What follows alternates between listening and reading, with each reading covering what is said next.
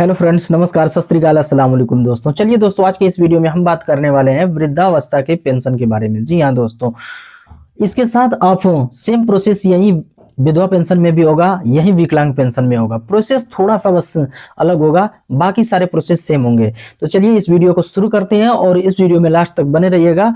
इसमें हम सब कुछ कवर करेंगे, जैसे कौन कौन से डॉक्यूमेंट्स लगेंगे ये सारे पेंशन बनवाने के लिए, और इसके आगे की प्रोसेस क्या है, इसके ऑनलाइन कैसे किया जाएगा, और उसके बाद आगे का स्टेटस कैसे चेक कर सकते हैं। इन सारे टॉपिक्स को हम कवर करने वाले इस वीडियो में, तो लास्ट तक बने रहिएगा। ये वीडियो एक दिन में नहीं बना है, ये सारी छोटी छोटी चीजों को ध्यान में रखते हुए ऑनलाइन का प्रोसेस स्टार्टिंग से लेकर के उसके आगे का जो प्रोसेस फॉरवर्डिंग का होता है, जैसे ब्लॉक पे जमा करने के बाद फिर एसडीएम जो फॉरवर्ड करता है, उसके बाद ये सारे प्रोसेस को इस वीडियो में हम कवर करने वाले हैं। तो वीडियो में लास्ट तक बने रहिएगा ताकि आपको किसी भी प्रकार की इंफॉर्मेशन मिस ना हो पाए। तो चलिए वीडियो शुरू करते हैं और आगे का प्रोसेस बताते हैं। तो चलिए दोस्तों, ये है दादाजी जिनका हम पेंशन का ऑनलाइन करने वाले हैं। तो ये है हमारे आसपास के दादाजी जिनका हम ऑनलाइन करेंगे और सारे प्रोसेस को कवर करेंगे। वीडियो को हमने थोड़ा सा ब्लर किया हुआ है प्राइवेसी की वजह से, क्योंकि यदि हम किसी का कर रहे हैं तो फिर क्यों उनको दिखाना, क्योंकि हो सकता है कि शायद बुरा लगे, अच्छा ना लगे, तो इस प्रकार की बातें होती हैं। तो इन सारी बातों का ध्यान में रखते हुए हमने वीडियो को ब्लर किया हुआ है। तो चलिए इनका हम ऑनलाइन करेंगे और सारे प्रोसेस को कवर करके दिखाएंगे, और ताकि आपको किसी भी प्रकार की प्रॉब्लम ना हो।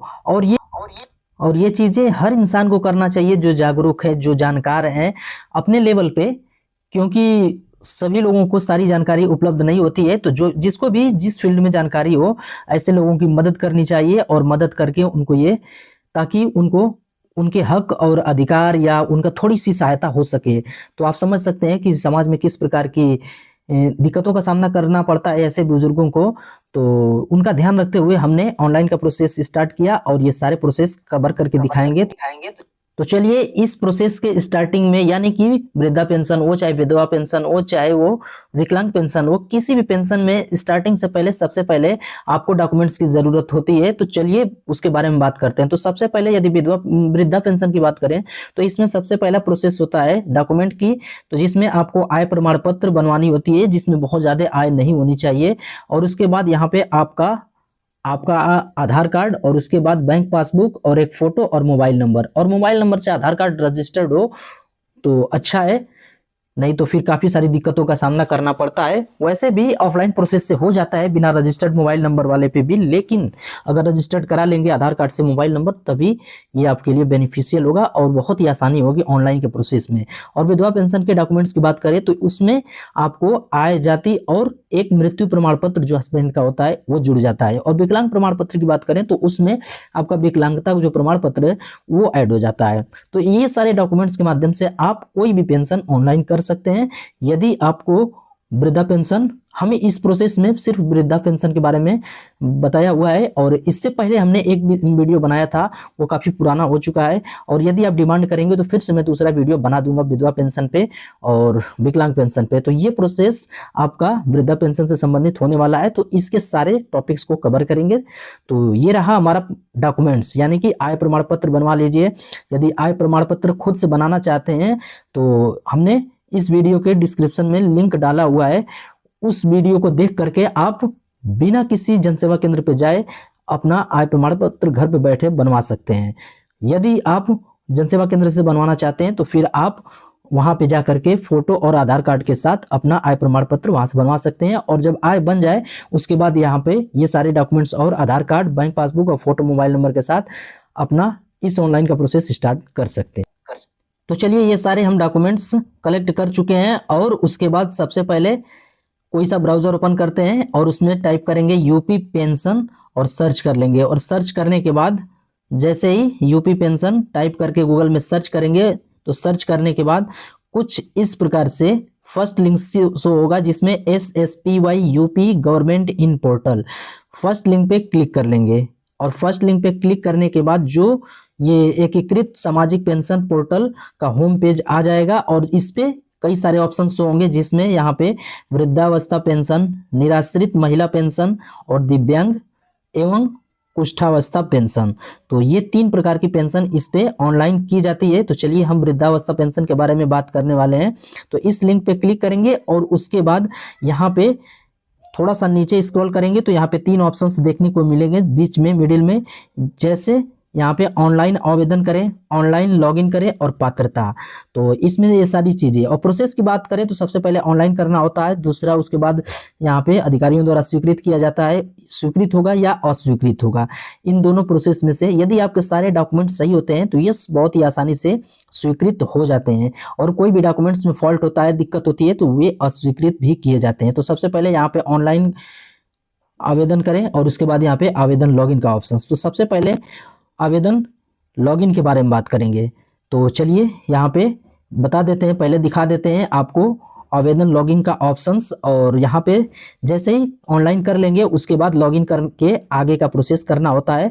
तो यहाँ पे पहले आपको सिलेक्ट करना होता है कौन से स्कीम का लाभ उठाना चाहते हैं, उसके बाद वहाँ पे रजिस्ट्रेशन नंबर, उसके बाद मोबाइल नंबर और OTP सेंड करके लॉगिन कर लेंगे। और यदि अपना मोबाइल नंबर भूल जाते हैं तो उसे फिर से दूसरा अपडेट कर सकते हैं, या रजिस्ट्रेशन नंबर भूल जाते हैं वो भी कर सकते हैं। तो चलिए आवेदन का प्रोसेस स्टार्ट करते हैं, और सबसे पहले ऑनलाइन का प्रोसेस बताएंगे और फिर से लॉगिन करके सारे प्रोसेस को दिखाएंगे। तो चलिए यहाँ पे हम आ चुके हैं ऑफिशियल पेज पे ऑनलाइन करने के प्रोसेस पे, और उसके बाद यहाँ पे ये ऑप्शंस खुल जाएगा। सबसे पहले उसमें आपको डिस्ट्रिक्ट सेलेक्ट करना होगा, उसके बाद निवासी ग्रामीण है या नगरी, उसके बाद तहसील, आवेदक का नाम, लिंग, और उसके बाद डेट ऑफ बर्थ सेलेक्ट कर लेंगे।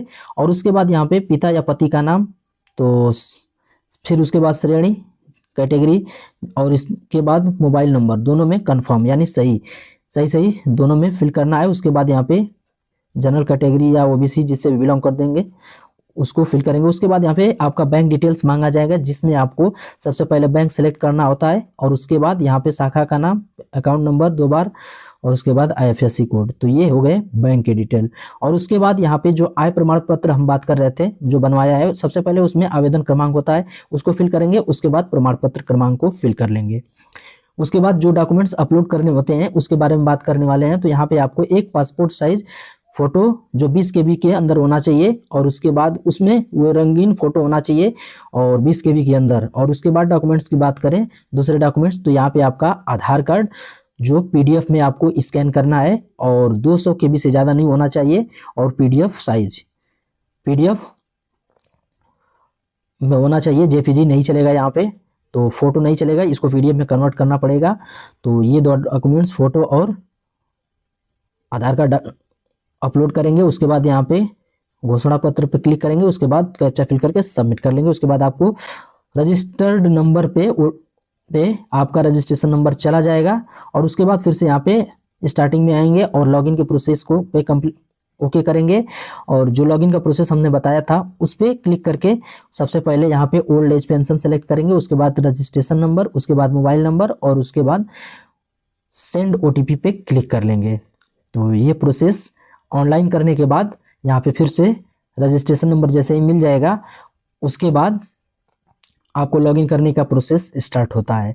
और इसी लॉगिन के प्रोसेस में ये सारे प्रोसेस कंप्लीट होंगे। तो चलिए हम बताएंगे कि कौन कौन से प्रोसेस होते हैं। जैसे उसमें आधार कार्ड का वेरिफिकेशन होता है, और उसके बाद कुछ चीज़ें OTP के माध्यम से वेरीफाई होती हैं, और आधार कार्ड से रजिस्टर्ड नंबर पे OTP जाता है, जिसका आधार कार्ड KYC मान सकते हैं उसे, और उसका भी प्रोसेस कंप्लीट होता है। तो चलिए यहाँ पे हम ये सारी चीज़ें फिल करके OTP सेंड कर चुके हैं, और OTP सेंड करने के बाद जैसे ही OTP आ जाएगा, OTP के ऑप्शंस में फिल कर लेंगे, उसके बाद कैप्चा फिल करेंगे, और उसके बाद लॉगिन के प्रोसेस को कंप्लीट करेंगे। तो वीडियो थोड़ा सा लंबा होगा, तो अंत तक बने रहिएगा, तभी आप कोई भी इंफॉर्मेशन मिस नहीं कर पाएंगे। नहीं तो बीच में कोई भी टॉपिक छूटेगा, कोई भी एक भी स्टेप छूटेगा तो फिर आपको प्रॉब्लम हो सकती है, और ये चीज़ें आप कंप्लीट नहीं कर पाएंगे। तो चलिए यहाँ पे लॉगिन हो चुका है हमारा फॉर्म, और यहाँ पे कुछ इस प्रकार से ऑप्शंस ओपन हो जाएंगे, जिसमें हमने कुछ प्रोसेस कंप्लीट कर दिया है पहले ही। तो यहाँ पे देख सकते हैं एप्लीकेशन फॉर्म फिल्ड सक्सेसफुली, ये हो चुका है, डैशबोर्ड है ये। यहाँ पे एडिट करना चाहते हैं तो एडिट कर सकते हैं, आधार ऑथेंटिकेशन, और यहाँ पे देख सकते हैं कि 2 स्टेप हम पहले ही कंप्लीट कर चुके हैं। तो ये फॉर्म को पहले फिल किया जाता है, उसके बाद यहाँ पे लॉक किया जाता है। तो चलिए यहाँ पे 2 स्टेप यहाँ पे देख सकते हैं जिसपे ग्रीन टिक लगा हुआ है, तो वो 2 प्रोसेस कंप्लीट कर चुके हैं। फर्स्ट प्रोसेस ये फॉर्म फिल सक्सेसफुली फिल कर चुके हैं और उसके बाद यहाँ पे फाइनली लॉग भी कर चुके हैं। और लास्ट ऑप्शंस बचा है हमारे पास application pending for Aadhaar authentication verification, तो ये ऑप्शंस बाकी है, तो इस ऑप्शन को कंप्लीट करेंगे। तो चलिए इस थर्ड ऑप्शन पे क्लिक करते हैं। उसके बाद कुछ इस प्रकार से आपका फॉर्म ओपन हो जाएगा जिसमें आपको आधार सत्यापन का ऑप्शंस देखने को मिलेगा, जिसमें आपका नाम शो हो जाएगा और उसके बाद आधार नंबर फिल करना है, उसके बाद जेंडर सिलेक्ट करना है और उसके बाद डेट ऑफ बर्थ। तो इन तीनों ऑप्शंस को फिल करके यहाँ पे चेक मार्क करके कैप्चा फिल करके क्लिक फॉर आधार ऑथेंटिकेशन के ऑप्शन पे क्लिक करके ये प्रोसेस कंप्लीट करेंगे। तो यहाँ पे ये सिर्फ 3 अटेम्प्ट मिलते हैं। इस 3 अटेम्प्ट के अंदर यदि आप अपना फॉर्म को सही सबमिट कर लेते हैं, आधार का सत्यापन सही से कर लेते हैं तो ठीक, नहीं तो फिर ये आपका फॉर्म कैंसिल्ड हो जाता है, रिजेक्ट हो जाता है। उसके बाद इस फॉर्म का कोई मतलब नहीं, फिर से आपको रजिस्ट्रेशन स्टार्टिंग से करना पड़ सकता है। तो बहुत ही सावधानी से इस ऑप्शंस को कंप्लीट कीजिएगा। कभी कभी सर्वर डाउन रहता है तो फिर आधार सत्यापन में काफ़ी दिक्कतें आती हैं, तो वेट करना पड़ता है, या रात को ट्राई करेंगे तो फिर ये ऑप्शंस बहुत ही आसानी से कंप्लीट हो जाता है। तो चलिए हम आधार नंबर फिल करके डेट ऑफ बर्थ फिल करके ये ऑप्शंस कंप्लीट करते हैं। तो कैप्चा फिल करेंगे उसके बाद, और उसके बाद क्लिक ऑथेंटिकेशन पे क्लिक करेंगे और यहाँ पे कुछ मिस्टेक हो रहा है, सॉरी। तो यहाँ पे देखिए, यहाँ पे एक मिस्टेक हमने किया है कि पहले डेट मंथ और ईयर फिल किया है, इसकी वजह से ये गलत हो गया। लेकिन इस ऑप्शंस में उल्टा दिया गया है, जन्म तिथि आपको उल्टा फिल करना है, यानी सबसे पहले ईयर, उसके बाद मंथ, उसके बाद डेट। तो इस प्रकार की छोटी छोटी गलतियां होती रहती हैं। तो फिर इन गलतियों से बचने के लिए आपको शुरू से लेकर के लास्ट तक सारे प्रोसेस को देखना होगा और बहुत ही सावधानी से करना होगा।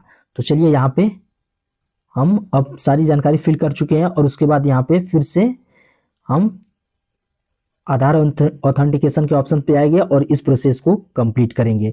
एक बार मिस्टेक किया जिसकी वजह से हमें फिर से करना पड़ रहा। तो दोस्तों यहाँ पे देख सकते हैं कि हम सारे ऑप्शंस कंप्लीट कर चुके हैं और यहाँ पे जो थर्ड स्टेप आधार वेरिफिकेशन पेंडिंग दिखा रहा था वो ऑप्शंस भी अब कंप्लीट हो चुका है। और उसके बाद जब जैसे ही आपका सारा स्टेप कंप्लीट हो जाएगा उसके बाद तीनों पे ग्रीन टिक आपका शो हो जाएगा। तो यहाँ पे देख सकते हैं कि एप्लीकेशन फॉर्म फिल्ड सक्सेसफुली के ऑप्शन पे ग्रीन टिक लग चुका है। सेकेंड जो स्टेप है उसपे एप्लीकेशन फाइनली लॉक्ड भी हो चुका है। और थर्ड जो ऑप्शन है, थर्ड स्टेप, वो आधार वेरीफाइड सक्सेसफुली एंड फॉरवर्ड, तो ये फॉरवर्डिंग भी हो चुकी है। फॉरवर्डिंग मतलब कि जो इसके बाद आपके रजिस्टर्ड जो अधिकारी हैं उनके पास ये फॉर्म जाता है और उसके बाद वो फॉरवर्ड करेंगे समाज कल्याण पे, और समाज कल्याण पे वो सारी चीजें जांच होती है, सारे डॉक्यूमेंट्स आपके वेरीफाइड किए जाते हैं और वो सारे प्रोसेस कंप्लीट जब हो जाएंगे उसके बाद आपका 3 महीने के अंदर या 3 महीने के लगभग कंप्लीट होते होते आपका ये पेंशन जारी कर दिया जाता है। तो ये प्रोसेस होते हैं। तो सबसे पहले आपको डॉक्यूमेंट्स के साथ ऑनलाइन करना होगा, ऑनलाइन के बाद आपका फॉरवर्डिंग हो जाता है और फॉरवर्डिंग जहाँ पे होती है यानी कि ब्लॉक पे, वहाँ पे आप सारी ये डॉक्यूमेंट्स के साथ जमा कर सकते हैं। और जमा करने के बाद यहाँ पे भी जमा कर देंगे या समाज कल्याण पे भी जमा कर देंगे। तो समाज कल्याण पे भी जमा करने पे वो एक बार वेरिफिकेशन के लिए आपके ब्लॉक पे आता ही है। तो आप स्टार्टिंग से ही प्रोसेस करें, यानी कि ब्लॉक पे ही जमा करेंगे तो ब्लॉक पे वेरीफाई हो करके चला जाएगा समाज कल्याण पे और समाज कल्याण पे वेरीफाई होके ये पेंशन आपका जारी हो जाता है। इसके प्रोसेस में लगभग 3 महीने का समय लगता है, जिसमें बीच में आप स्टेटस चेक कर सकते हैं। तो स्टेटस भी इसी प्रोसेस से चेक करेंगे, जो लॉगिन हमने प्रोसेस बताया है उसी लॉगिन के प्रोसेस से आप अपना स्टेटस भी चेक कर सकते हैं। तो चलिए स्टेटस भी इसका चेक करके हम बताएंगे। तो हम स्टेटस की बात कर रहे थे, तो यहाँ पे देख सकते हैं कि जैसे ही हमने आवेदन का स्टेटस चेक किया तो आवेदन स्टेटस का जो ऑप्शंस बताए थे उसी ऑप्शन से होगा, जो लॉगिन का ऑप्शन से उसी में लॉगिन करेंगे दोबारा से जब आपका कुछ दिन बाद। तो ये मैंने बताया ना स्टार्टिंग में ही कि मतलब ये वीडियो एक दिन में नहीं बनी है, ये बीच बीच के सारे स्टेप को कंप्लीट करते हुए, स्टेटस चेक करते हुए, वेरिफिकेशन कभी फेल्ड हुआ है उसको देखते हुए बहुत सारे दिनों का इसमें कंबाइंड करके ये वीडियो बनाया गया है। तो यहाँ पे स्टेटस हमने चेक किया, तो यहाँ पे स्टेटस कुछ इस प्रकार से शो हुआ। तो चलिए स्टेटस के बारे में बात करें, तो यहाँ पे देख सकते हैं वर्तमान स्थिति अप्रूव्ड बाय DSWO ऑन 27 जून 2023। तो ये वेरिफिकेशन आपका कंप्लीट हो चुका है 2023 में। और रीवेरिफिकेशन की बात करें तो स्टेटस PFMS स्टेटस, तो उसके बाद यहाँ पे DW action status approval process flow completed on, ये भी 27 जून को 2023 को ये ऑप्शंस कंप्लीट हो चुका है। और 19 दिसंबर को ये वीडियो या SDM के द्वारा अप्रूव किया गया है। तो ये सारे ऑप्शंस होंगे जो भी अधिकारी वेरीफाई करेगा। तो सबसे पहले यहाँ पे वीडियो के द्वारा वेरीफाई किया गया है, उसके बाद DW एक्शन के तहत वेरीफाई किया गया है, उसके बाद रीवेरिफिकेशन हुआ है। तो रीवेरिफिकेशन में इसका आधार कार्ड कुछ प्रॉब्लम्स हो रहा था, जिसकी वजह से रीवेरिफिकेशन के लिए सेंड कर दिया गया। और जैसे ही ये रीवेरिफिकेशन हो गया है, इसके कुछ ही दिन बाद ये शामिल कर लिया जाएगा और उसके बाद पेंशन जारी कर दिया जाएगा।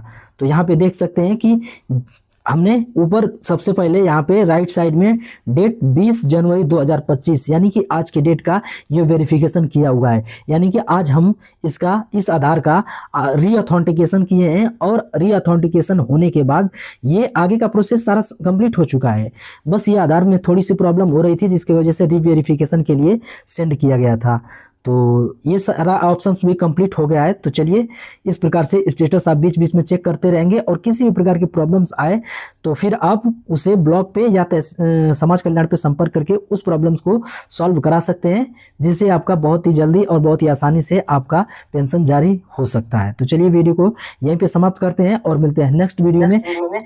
यदि किसी भी प्रकार की प्रॉब्लम्स आए या किसी भी प्रकार की गलती हो, किसी प्रकार की बात समझ में न आई हो, तो कमेंट बॉक्स में कमेंट करके पूछ सकते हैं, मैं पूरा हेल्प करने की कोशिश करूंगा। तो चलिए वीडियो को यहीं पे समाप्त करते हैं और मिलते हैं नेक्स्ट वीडियो में। तब तक के लिए बाय बाय, धन्यवाद।